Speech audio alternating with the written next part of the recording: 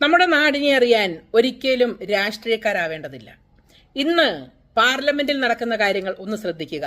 കഴിഞ്ഞ 10 വർഷത്തിൽ നമ്മൾ ഇങ്ങനെ പാർലമെന്റ് കണ്ടിട്ടില്ല.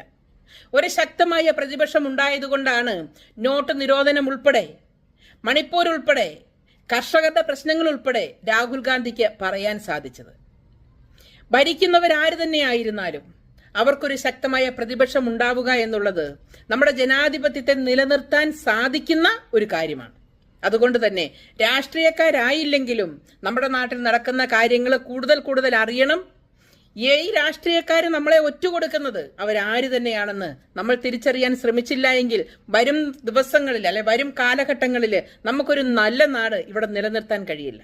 നമ്മുടെയൊക്കെ ഉത്തരവാദിത്വമാണ് നമ്മുടെ നാടിനെ കുറിച്ച് അറിയുക എന്നുള്ളത്. ഇന്നത്തെ പാർലമെന്റിലെ ആ ഒരു സഭ ഇത്രമാത്രം ചോദ്യവും പറച്ചിലും